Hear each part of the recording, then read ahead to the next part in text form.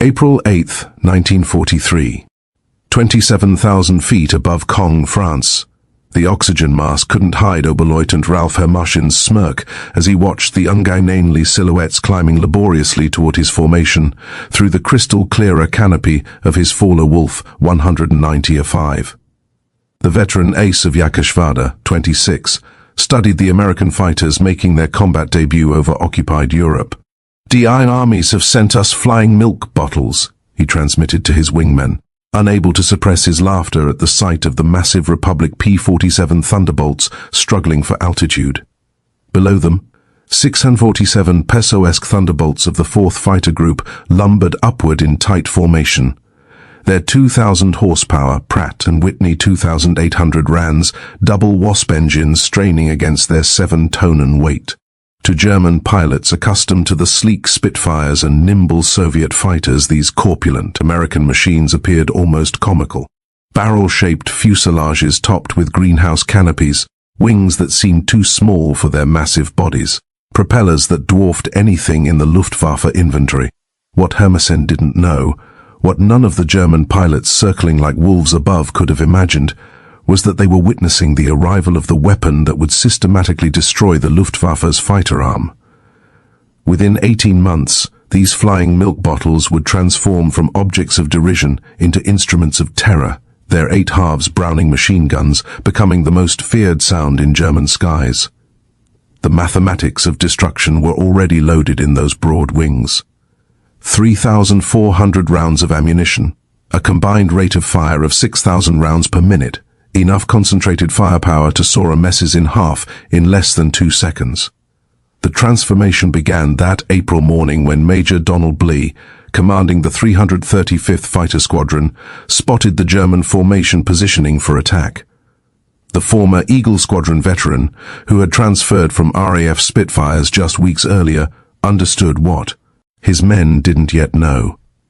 That survival in the P-47 required abandoning everything they thought they knew about air combat.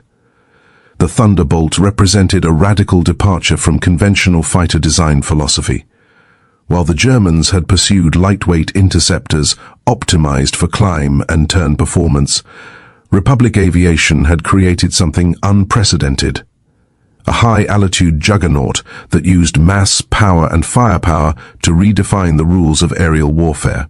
Among the 56 American pilots spread across the French sky that morning were men who would become legends, future aces whose names would strike fear into Luftwaffe hearts. But on April 8, 1943, they were novices in an untested machine facing the most experienced fighter force in the world. The Germans had been fighting continuously since 1939 with veterans of Poland, France, Britain and Russia. The Americans had been in combat for exactly 0 days. This story is about how industrial logic defeated tactical brilliance, how quantity and quality merged into overwhelming superiority, and how German pilots' laughter turned to terror as they discovered what synchronized Browning machine guns could do to an aircraft at 400 yards. The Republic P-47 Thunderbolt had emerged from a June 1940 panic. As German fighters swept across France, Alexander Cartway, Republic Aviation's Georgian-born chief designer, received urgent specifications from the U.S. Army Aurora. They wanted a high-altitude interceptor capable of matching the Luftwaffe's best.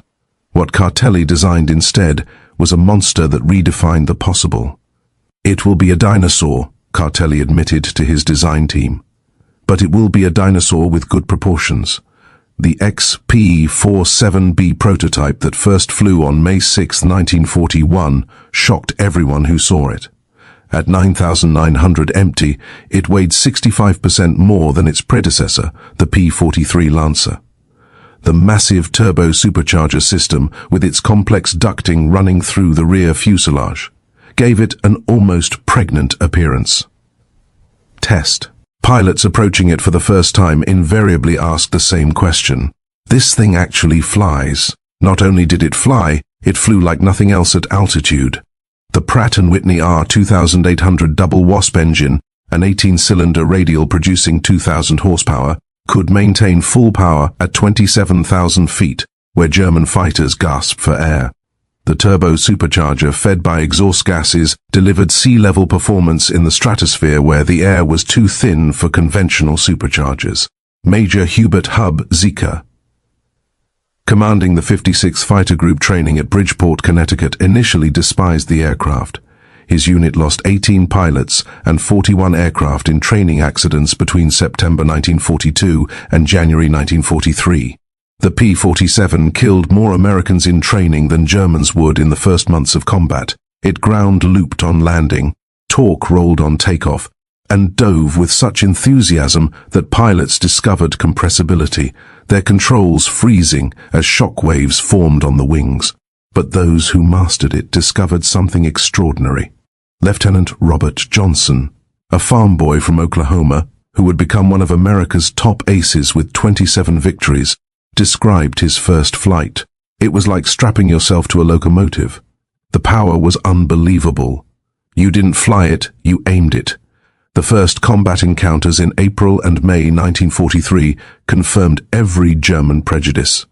The P-47s couldn't turn with the Faller Wolf 190 seconds, couldn't climb with the Messerschmitt 109 seconds, couldn't match their nimble handling at medium altitudes.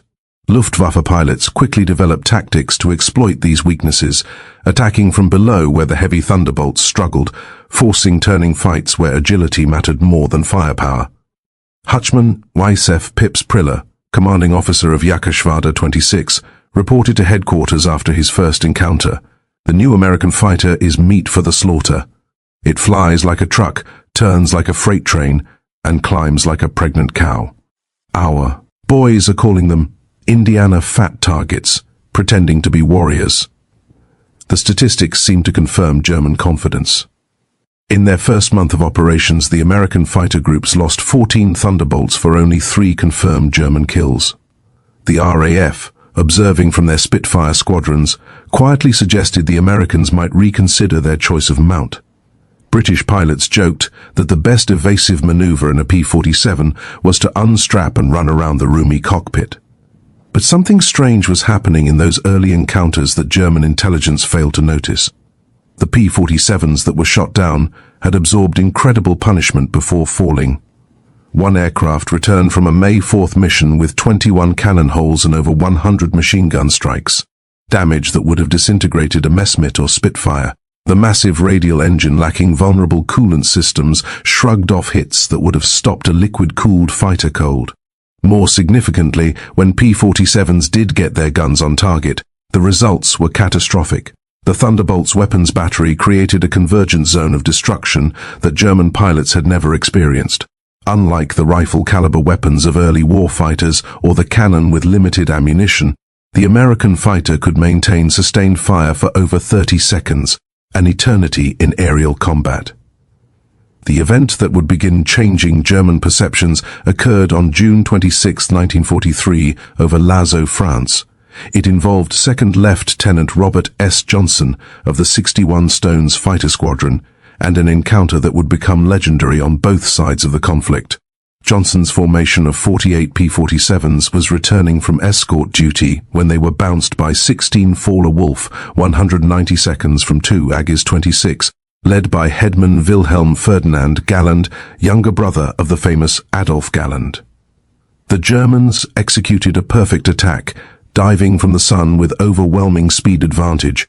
Johnson's Thunderbolt, flying at the rear of the formation, was caught in the crossfire of multiple attackers, taking catastrophic damage in the first seconds of combat.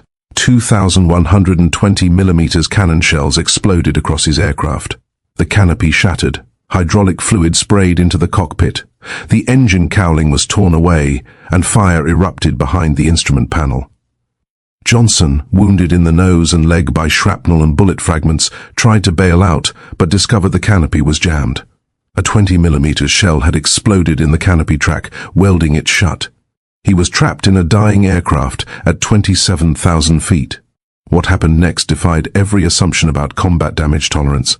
Despite having no forward visibility through the oil-covered windscreen, a barely functioning engine that shook violently, and controls that responded only intermittently, Johnson managed to level the aircraft and point it toward England.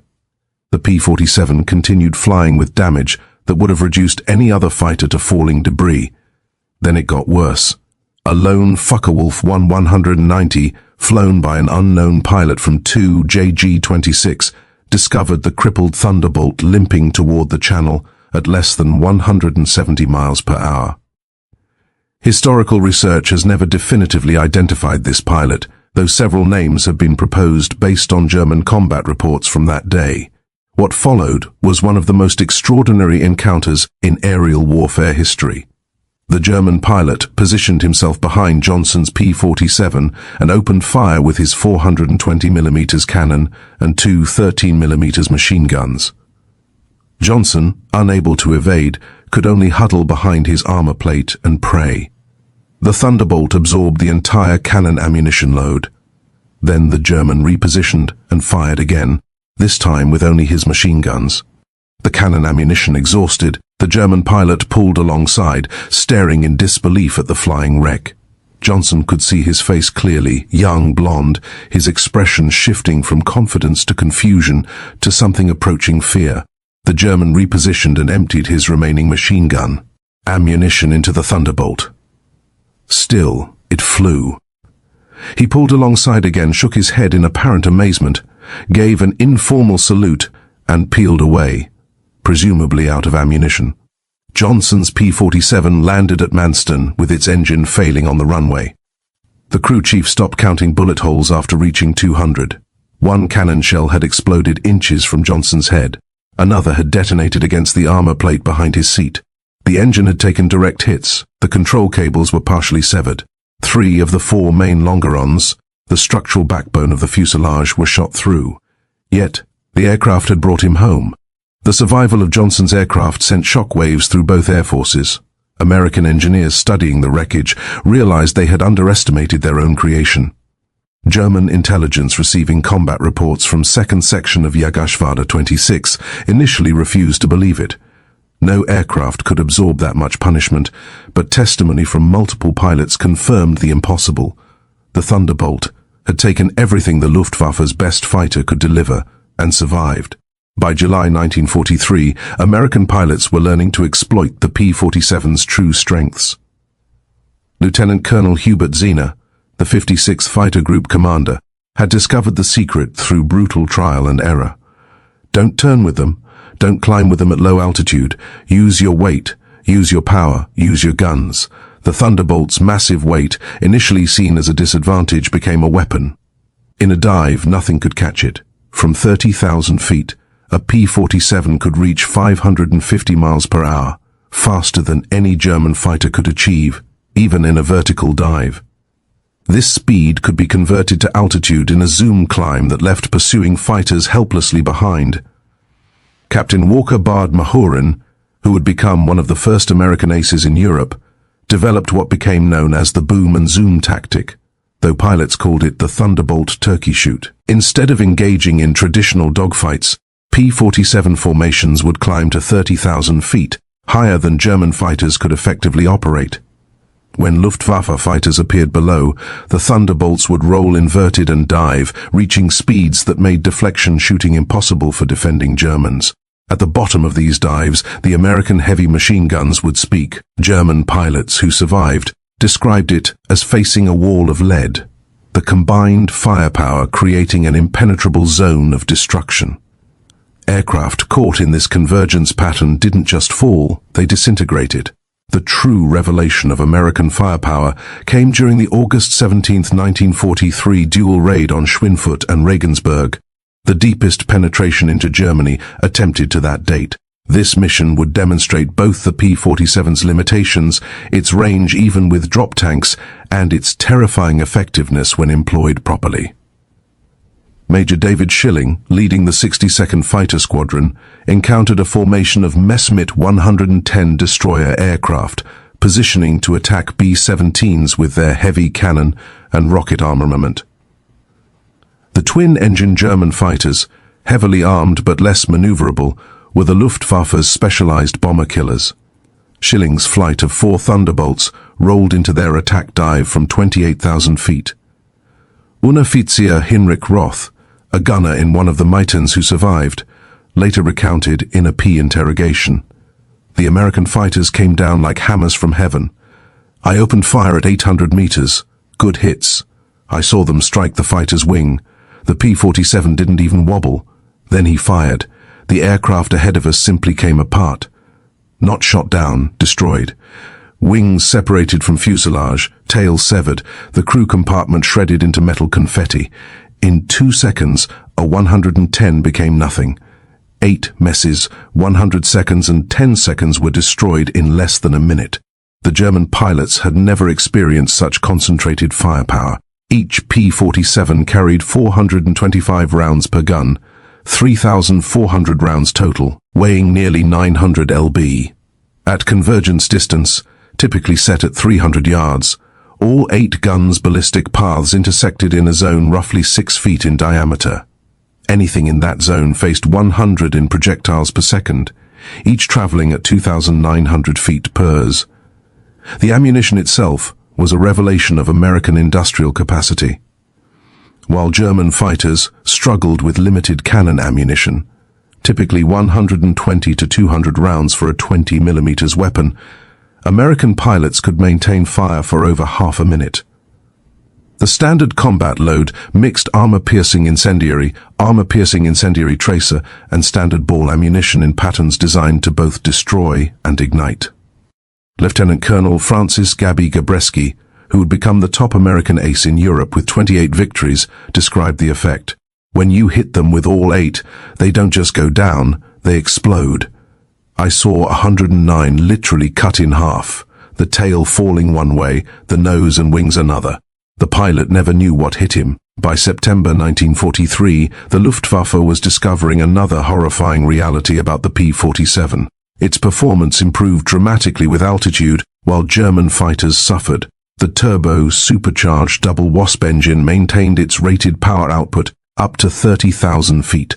German fighters relying on single-stage or 2-stage mechanical superchargers saw their performance degrade significantly above 25,000 feet.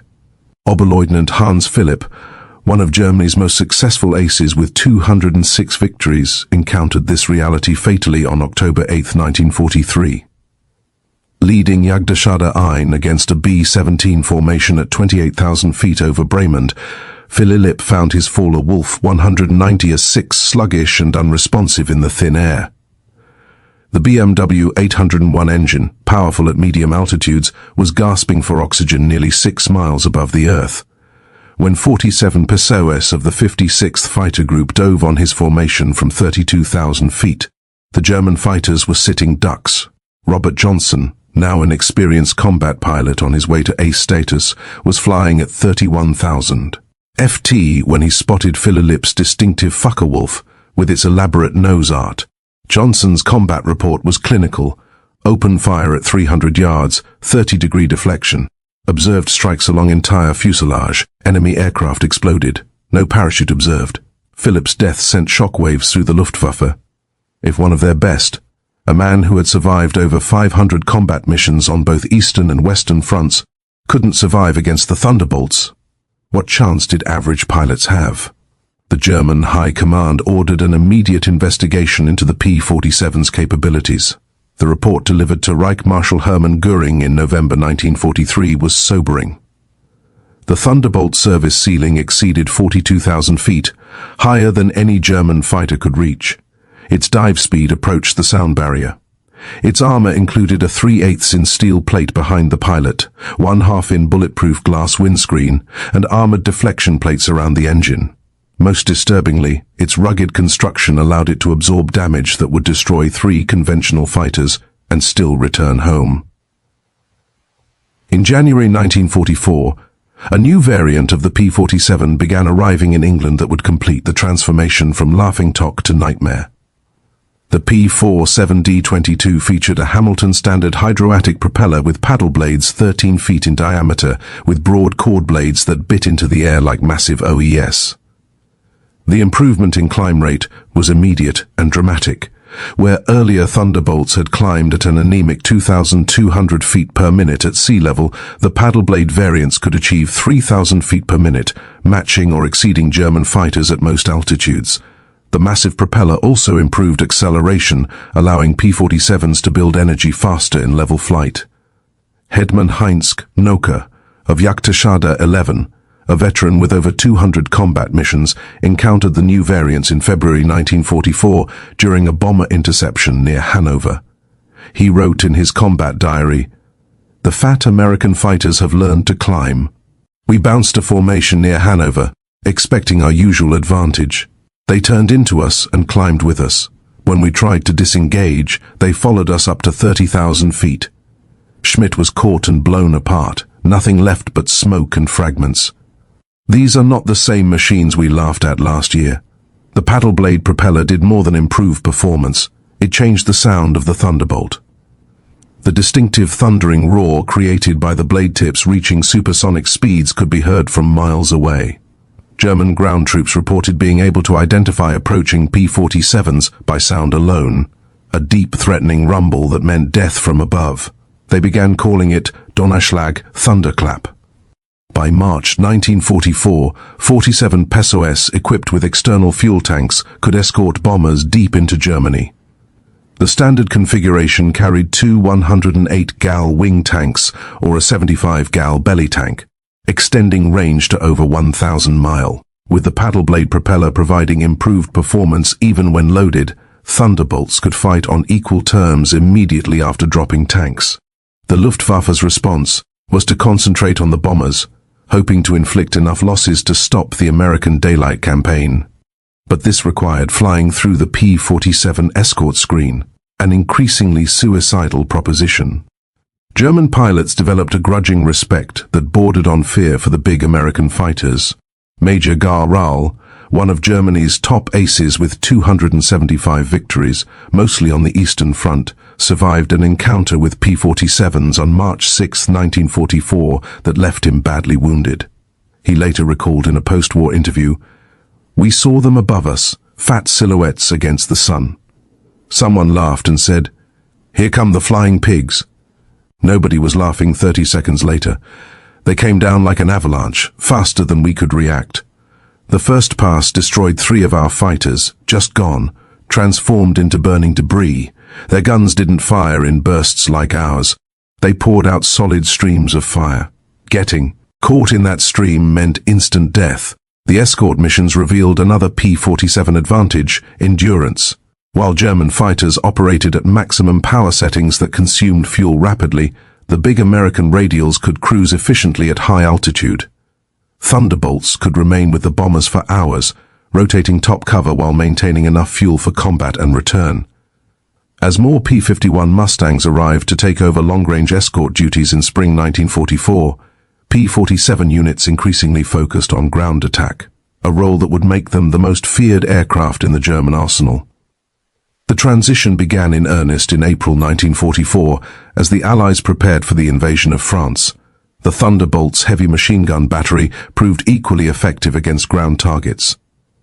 The standard armor-piercing incendiary ammunition could penetrate the top armor of most German vehicles, while the sheer volume of fire could destroy soft targets in seconds. A 2-con burst put 160 half-inch projectiles into a target area the size of a truck. But it was the addition of bombs and rockets that transformed the P-47 into a true multi-role monster. The D-25 variant could carry 2 10000 LB bombs under the wings and a 500-pounder under the fuselage, a bomb load equal to early war medium bombers. Later variants added zero-length rocket stubs for 10 5-in high-velocity aircraft rockets, HVRs, each equivalent to a 105mm artillery shell. Oberst Hans von Luck, commanding the 125th Panzergrenadier Regiment during the Normandy campaign, experienced P-47 ground attacks firsthand. They came in low, so low you could see the pilots' faces. The sound was terrifying. Engines roaring, rockets screaming. Then the hammer of those heavy machine guns. A column of our trucks simply ceased to exist. 20 vehicles transformed into burning wreckage in one pass. The psychological effect on the men was devastating. They called them Jabos, fighter bombers. But these were something beyond that. They were flying artillery with the accuracy of snipers. On June 6, 1944, the Luftwaffe discovered how completely the balance of power had shifted. Over 547 pesos provided air cover for the invasion, creating an impenetrable umbrella over the beaches. German fighters attempting to reach the landing zones were massacred. Oberleutnant Wolfgang Fischer of Jagdschade II, one of only 3 German pilots to reach the beaches that day, reported the sky belonged to the Americans. Thunderbolts were stacked from sea level to 30,000 feet. We tried to break through at dawn. 12 fighters from our grouper. I was the only one to return. The 47 pesos were waiting at every altitude. You couldn't climb over them, couldn't dive under them. Their guns turned our fighters into aluminum rain. In the weeks following D-Day, P-47s systematically destroyed German movement in daylight. The statistics were staggering. In June alone, 9 9th Air Force Thunderbolts claimed 651 locomotives, 3,847 trucks, 512 tanks and armored vehicles, and 4,553 horse-drawn vehicles destroyed. The Wehrmacht was forced to move only at night, severely hampering their ability to respond to Allied advances. The Germans tried everything to counter the Thunderbolt threat. They reinforced vehicle armor, deployed more anti-aircraft guns, developed new camouflage techniques. Nothing worked. The P-47's combination of speed, armor, and firepower made them nearly unstoppable. Even the feared 88mm flak guns struggled to track the fast-moving fighters at low altitude. While devastating Europe, the P-47 was simultaneously proving its worth in the Pacific theater. The 348th Fighter Group operating from New Guinea discovered that the Thunderbolt's qualities were perfectly suited to the vast distances and harsh conditions of the Pacific War. Colonel Neil Kirby, commanding the 348th, developed tactics specifically for the Pacific. On October 11, 1943, Kirby led 4 47 pesos against 40 Japanese aircraft over Wewak, shooting down 6 enemy planes himself in a single mission, earning him the Medal of Honor. The Japanese, accustomed to fighting nimble but fragile American fighters, were unprepared for the P-47's combination of firepower and durability. Japanese ace Saburo Sakai, who encountered 47 pesos over New Guinea, later wrote, "We called them monsters. Our 20mm cannon, which could destroy a P-40 with a few hits, seemed to have no effect. I put dozens of rounds into one Thunderbolt and watched it fly away.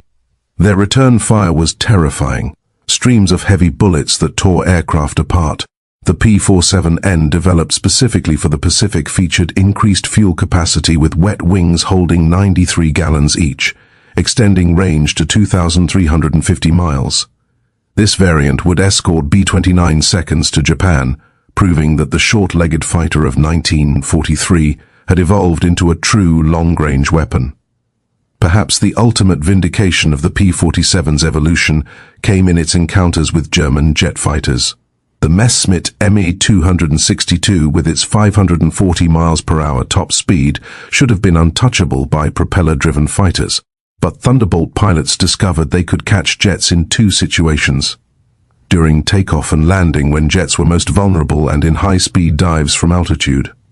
On November 27, 1944, Lieutenant Colonel John C. Muir of the 352nd Fighter Group became one of the first pilots to shoot down an M-262 with a P-47.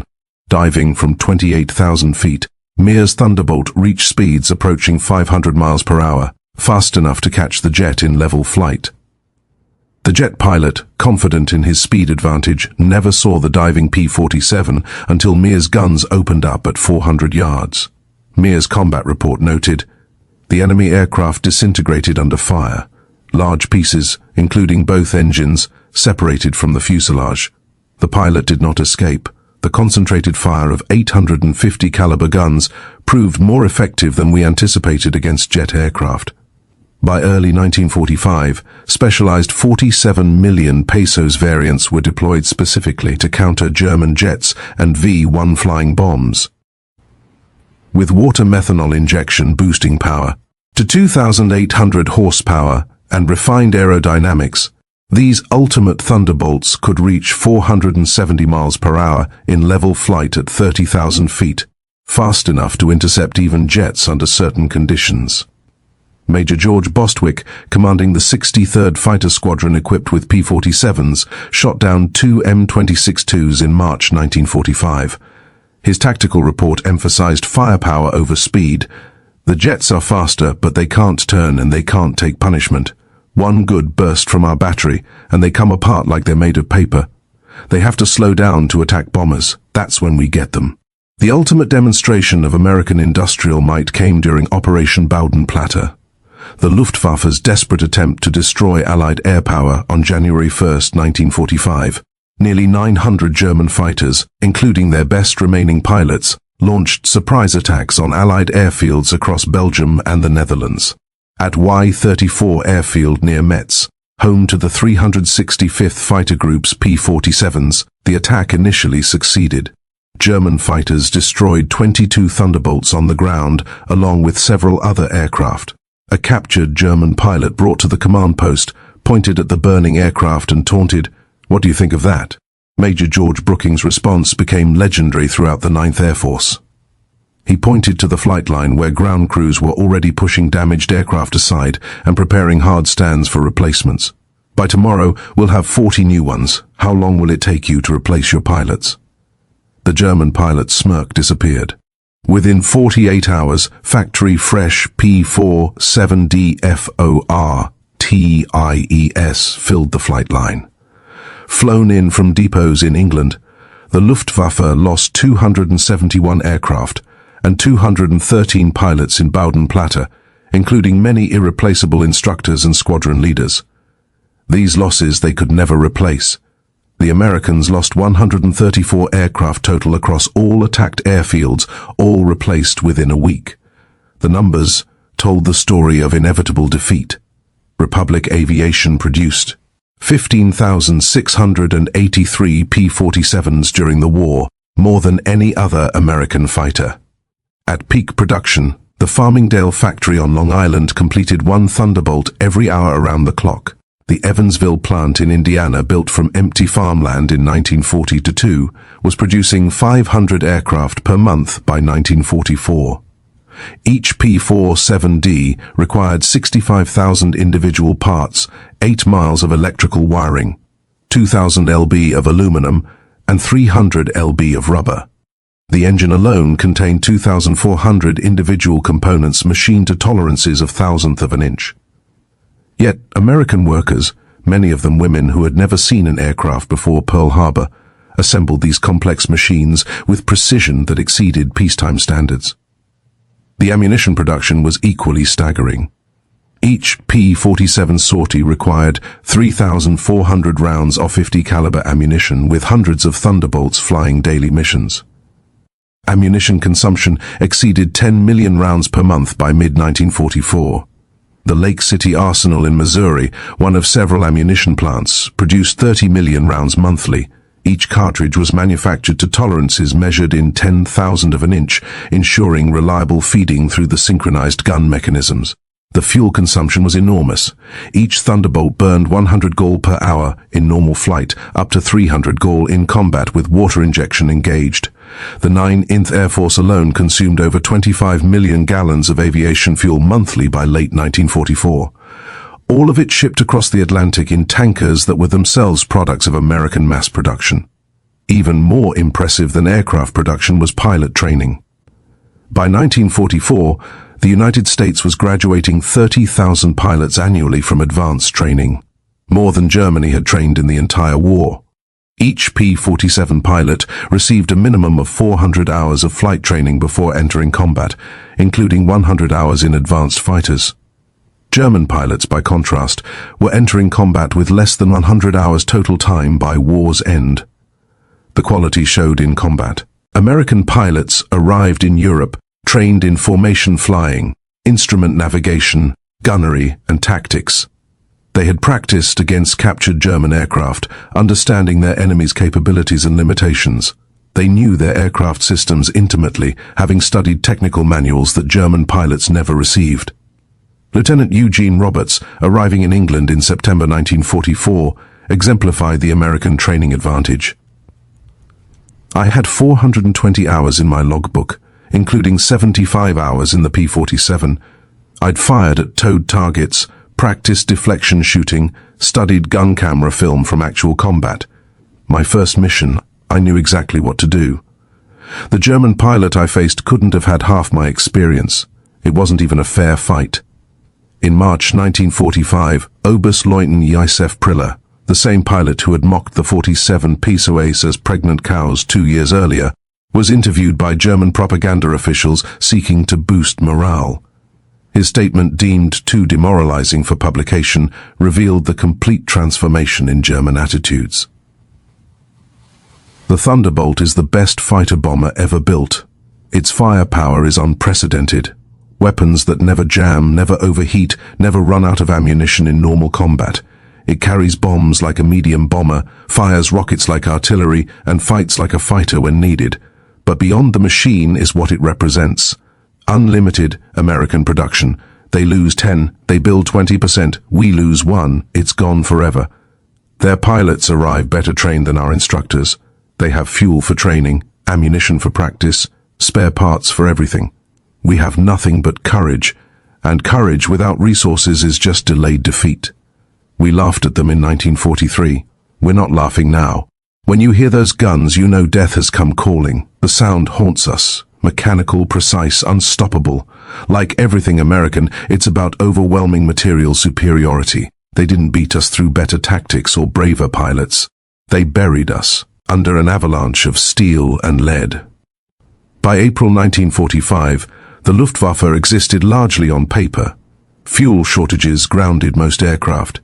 Experienced pilots were dead or captured. Airfields were cratered ruins. But even with aircraft and fuel, German pilots faced an impossible equation. Attacking meant facing P-47 formations that owned every altitude from ground level to 40,000 feet. Feld Webel Klaus Brechender, one of the last German pilots trained in 1945, flew exactly one combat mission before the war ended. His encounter with P-47s over Leipzig lasted 12 seconds. I saw them diving from above, 4 Thunderbolts in perfect formation. I tried to turn, but they were too fast. The leader fired from 500 meters. My aircraft shook like it was hit by sledgehammers. The engine exploded, the wing separated. I barely escaped. In the parachute, I watched them destroy my entire staff. 6 fighters gone in under a minute. The sky rained, burning aluminum and bodies. The psychological impact was complete. German pilots developed what medical officers called Jabo fever, physical symptoms of stress appearing when Thunderbolts were reported in the area. Veterans who had faced Spitfires and Hurricanes without fear became physically ill before missions against P-47s. The distinctive thunder of approaching Thunderbolts caused panic among ground troops who knew that survival meant finding cover immediately. The final statistics of P-47 operations defied comprehension. In Europe, 3,752 German aircraft destroyed in aerial combat, 3,315 aircraft destroyed on the ground, 86,000 railway cars destroyed, 9,000 locomotives destroyed, 6,000 armored fighting vehicles destroyed, 68,000 trucks destroyed, 60,000 horse-drawn vehicles destroyed in the Pacific, 697 Japanese aircraft destroyed in aerial combat, 150 aircraft destroyed on the ground, 1,500 vehicles destroyed, 150 locomotives destroyed, countless barges, ships and installations. The 9th Air Force alone, primarily equipped with P-47s, flew 213,873. Combat sorties, dropped 120,000 tons of bombs, fired 135 million rounds of ammunition, and launched 60,000 rockets. The Thunderbolt units achieved a 4.6% one-kill ratio in aerial combat while maintaining the lowest loss rate of any Allied fighter bomber. Behind these numbers lay the human cost. The Luftwaffe lost approximately 28,000 pilots killed in combat against Western Allied forces. Many fell to the concentrated fire of American heavy machine guns. Each loss represented years of training that Germany could never replace. By war's end, The average German fighter pilot had less than 30 hours of combat experience. The average P-47 pilot had over 200. At the Luftwaffe interrogation center at Ober-Ursel, captured Allied pilots were debriefed by German intelligence. The records captured in 1945 revealed German assessments of Allied aircraft. The file on the P-47, updated continuously throughout the war, showed the complete reversal of opinion. April 1943. Large, unmaneuverable fighter. Inferior to German types in all performance parameters except dive speed. Machine gun armament insufficient against cannon-armed fighters. Assessment minimal threat. December 1943. Exceptional high-altitude performance. Extreme structural strength. Firepower increasingly problematic. Pilots showing improved tactics. Assessment significant threat above 25,000 feet. June 1944. Dominant fighter bomber. Superior to all German types above 20,000 feet. Firepower devastating against all target types. Structural strength makes shootdown extremely difficult. Assessment. Critical threat at all altitudes. March 1945. Best fighter bomber of the war. Combination of firepower, durability and performance unmatched. Pilot quality exceptional assessment unsurvivable in direct engagement. In 1985, at a reunion of German and American fighter pilots in Phoenix, Arizona, former adversaries met in peace. General Lieutenant Adolf Galland, former head of the Luftwaffe fighter arm, was asked about the P-47. His response, recorded on video, captured the complete transformation. We made a terrible mistake in 1943. We saw this big heavy fighter and laughed. The Americans don't understand air combat. We said they built a bomber and called it a fighter. We were the ones who didn't understand. The Americans didn't try to build a European fighter. They built an American one designed around production, firepower and survivability. They understood that in a war of attrition, the plane that could take punishment and deliver devastating firepower would win. They were right. The first time I flew a captured P-47 after the war, I understood everything. The power was incredible. It climbed like it was falling upward. The cockpit was comfortable, the visibility excellent, the controls precise. It was a pilot's aircraft wrapped in armor. But what really impressed me was realizing that America built over 15,000 of these complex machines while fighting a two-ocean war. Each one required an engine more complex than anything Germany produced. Yet they built them faster than we could build simple fighters. That's when I knew we never had a chance. Those guns, we called them Roosevelt's piano because of the sound they made. Once you heard that sound, you never forgot it. Many of my friends heard it for the last time. The P-47 didn't just defeat the Luftwaffe, it destroyed it. The P-47's design represented American industrial philosophy perfectly. Brute force engineering backed by unlimited resources. Every component was overbuilt, overpowered, and over-engineered.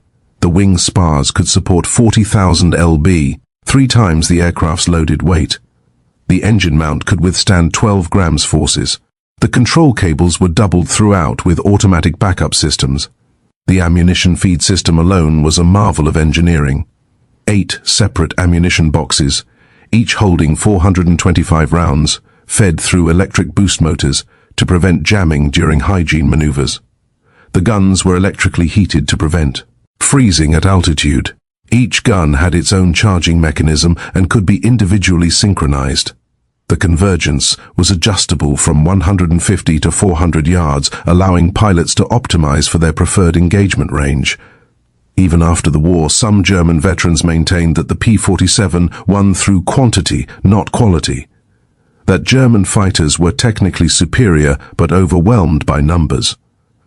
The combat records tell a different story.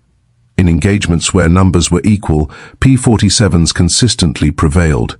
The heavy machine gun armament, dismissed as inferior to cannon, proved more effective in actual combat. Analysis of gun camera footage revealed why cannon shells, while individually more destructive, required precise aim and had limited ammunition, typically 120 to 200 rounds total. The P-47's weapons created a probability cloud of bullets that guaranteed hits even with imperfect aim. At typical engagement ranges, a 2-con burst put at least 20 rounds into a fighter-sized target, enough to ensure destruction. The ammunition itself was superior. American 50 caliber armor-piercing incendiary rounds used a delayed action fuse that ensured penetration before detonation. The incendiary compound burned at 30000 degrees Fahrenheit, hot enough to ignite aluminum structure. German 20mm shells, while heavier, often exploded on surface contact, causing spectacular but sometimes superficial damage. The P-47 Thunderbolt remains the heaviest single-engine piston fighter ever mass-produced. Its empty weight of 10,000 lb exceeded the gross weight of some twin-engine fighters. Its engine produced more power than entire bomber formations from the previous war. Its weapons delivered more firepower than a squad of infantry. Yet, it was built by the thousands, flown by kids barely out of high school, and maintained under combat conditions by mechanics who learned their trade in weeks. The transformation of German opinion from mockery to terror took less than 2 years. In that time, the flying milk bottle became the most feared aircraft in the Luftwaffe's experience. Veterans who had faced Spitfires, Hurricanes and Soviet Yaks without flinching spoke of P-47s in hushed tones decades after the war. At the United States Air Force Museum in Dayton, Ohio, a restored P-47D sits among other legendary fighters. Its placard lists specifications and battle honors. But the real story is told by a small display case containing spent .50 caliber shells and a strip of gun camera film showing a Fawley Wolf 190 disintegrating under fire. Below the display is a quote from an unnamed German pilot taken from a 1945 interrogation report. "We laughed when we first saw them. Fat, ugly American fighters that couldn't turn, couldn't climb, couldn't fight. We stopped laughing when we realized they didn't need to turn or climb. They just pointed those guns at you and you ceased to exist." The laughter died with our comrades. The P-47 Thunderbolt entered combat as an object of derision and ended the war as an instrument of annihilation. In between, 8 synchronized Browning machine guns rewrote the rules of aerial warfare and buried the Luftwaffe under an avalanche of lead. German pilots had laughed at the ungainly American fighter in April 1943. By May 1945, there were no German pilots left to laugh. The thunder had spoken, and the sky belonged to America.